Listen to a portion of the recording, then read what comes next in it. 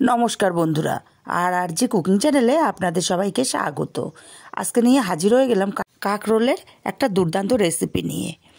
নাক বন্ধ বা সর্দি বা মুখে অরুচি এক রেসিপিতেই সব কিছু কিন্তু ঠিক হয়ে যাবে। 5টা কাঁকরোল বোটাগুলো ছাড়িয়ে সবকটা কাঁকরোল গ্রেট করে নিয়েছি। এখন একটা উনুনে কড়াই বসিয়ে গরম করে 2 চামচ তেল দিয়ে দিলাম। তেলটা গরম করে 3টে শুকনো লঙ্কা দিয়েছি আর দিয়েছি 8টা-10টা রসুনের কোয়া।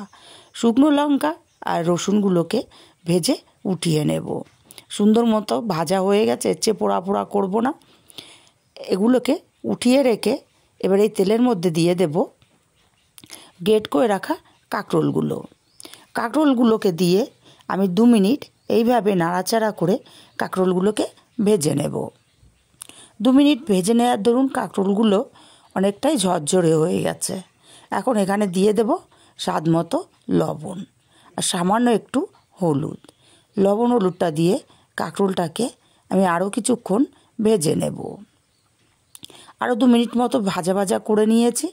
এবার কাঁকরোলটা মাঝখানটাতে একটু ফাঁকা করে নেব।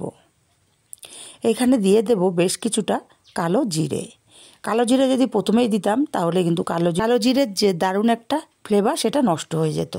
কালো জিরেটা একটু ভেজে নিয়ে তারপরে কাঁকরোলগুলোকে মিশিয়ে আরও মিনিটখানিক ভেজে নেব। এইভাবে আরও মিনিটখানিক ভেজে নিয়েছি। এখন কাঁকরোলগুলোকে নামিয়ে ঠান্ডা করে নেব। আর এদিকে শিলনোড়া নিয়ে নিয়েছি, শিলনোড়ার মধ্যে দিয়ে দেবো 1 চামচ কালো সর্ষে আর যে ভেজে রাখা শুকনো লঙ্কা আর রসুন এগুলো দিয়ে দিলাম। জল ছাড়া শুকনো করে বেটে নিতে হবে। এখানে মাথায় রাখতে হবে একটুও জল দেওয়া যাবে না, এইভাবেই বেটে নিতে হবে। সর্ষে কালো জিরের যে একটা দারুণ ফ্লেভার বা ঝাঁজ, এতেই যে নাক বন্ধ থাকলে বা মুখে অরুচি থাকলে টেস্টটা কিন্তু দারুণ আসবে আর সেই অরুচিটাও কেটে যাবে। শুকনো শুকনো করে বেটে নিয়েছি আর কাঁকরোলগুলোও ঠান্ডা হয়ে গেছে। এখানে বেশ কিছুটা কাঁচা পেঁয়াজ কুচি নিয়েছি। পেঁয়াজ কুচিগুলোকে হাত দিয়ে ভালো করে প্রথমে মাখিয়ে নেব। তারপরে কাঁকরোলের সাথে খুব ভালো করে সব কিছু মিশিয়ে মাখিয়ে নিতে হবে। খুব ভালো করে মাখিয়ে নিয়েছি। এখন এখানে 1 চামচ পরিমাণে কাঁচা সর্ষের তেল দিয়ে দেব। সর্ষের তেলটাকে দিয়ে খুব ভালো করে আবারও মাখিয়ে নেব। আমি মাখিয়ে রেডি করে নিয়েছি।